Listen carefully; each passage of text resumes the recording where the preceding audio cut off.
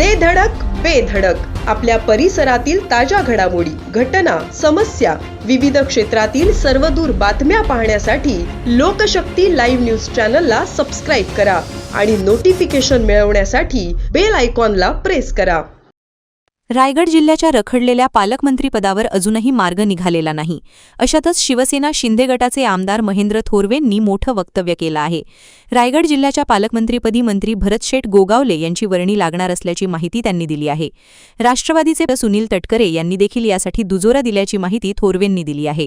रायगडच्या पालकमंत्रीपदाबाबत वरिष्ठ पातळीवर मुख्यमंत्री देवेंद्र फडणवीस व दोन्ही उपमुख्यमंत्री यांनी एकत्रितपणे मंत्री भरतशेठ गोगावले यांच्या नावावर शिक्कामोर्तब केलेलं आहे. त्यामुळे पुढील 2 दिवसातच महायुतीतील सर्व मतभेद बाजूला ठेवून पालकमंत्रीपदाची निवड केली जाणार असल्याचा सूतवाच देखील थोरवेंनी केले आहेत. माझ्या मते आता वरिष्ठ लेवलला तिन्ही पक्षाचे नेते एकत्रपणे बसून या ठिकाणी विधान परिषदेच्या निवडणुकीदरम्यान निर्णय घेण्यात आलेला आहे की भरतशेठ यांना रायगडचे पालकमंत्री करण्यात येणार आहे, असं आमच्या नेतृत्वाने सुद्धा आम्हाला सांगितलेलं आहे.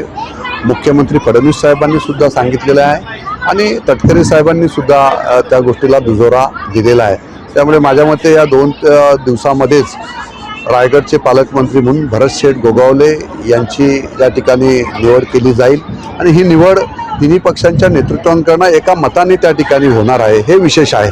त्यामुळे आता काय मतभेद त्या ठिकाणी राहिलेले नाही आहेत. तिन्ही पक्ष एकत्र एका विचाराने आज रायगडमध्ये काम करत, जसं राज्यामध्ये काम सुरू आहे तसं रायगड जिल्ह्यामध्ये जिल्हा परिषद असेल, ज्या ज्या निवडणुका आता यापुढे होतील या साऱ्या निवडणुकामध्ये भारतीय जनता पार्टी, शिवसेना, राष्ट्रवादी, RPI असे सारेजण एकत्रपणे येऊन या ठिकाणी काम करतील. त्याचप्रमाणे शिवसेनेच्या धनुष्यबाण निवडणूक चिन्हावरून दोन्ही शिवसेना गटांमध्ये सुरू असलेल्या कायदेशीर संघर्षाच्या पार्श्वभूमीवर धनुष्यबाण निशाणी मुख्यमंत्री एकनाथ शिंदे यांच्या नेतृत्वाखालील शिवसेनेकडेच कायम राहील असा ठाम विश्वास आमदार थोरवेंनी व्यक्त केला आहे. आज शिवसेनेचे अधिक संख्याबळ हे शिंदे साहेबांच्या नेतृत्वाखालील शिवसेनेकडे आहे.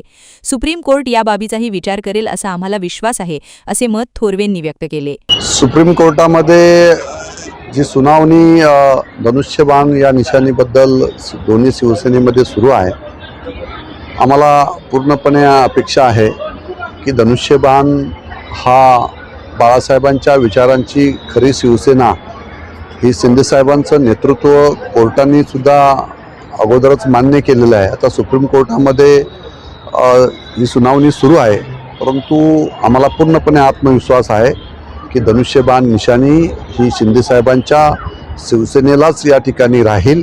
यात आम्हाला कोणत्याही प्रकारची शंका आमच्या मनामध्ये नाही आहे. कारण आज जे काही संख्याबळ आपण पाहत आहे शिवसेनेचं, ते संपूर्ण संख्याबळ हे शिवसेनेकडे शिंदेसाहेबांकडे या ठिकाणी आहे. त्यामुळे कोर्टसुद्धा या सगळ्या गोष्टीचा नक्कीच पॉझिटिव्हली विचार करतील असं मला पूर्णपणे या ठिकाणी वाटतं. लोकशक्ती लाईव्हसाठी धम्मशील सावंत, सुधागड. अशाच सच्चाई दर्शवणाऱ्या बातम्या पाहण्यासाठी लोकशक्ती लाईव्ह न्यूज चॅनलला लाईक करा, शेअर करा आणि सबस्क्राईब करा.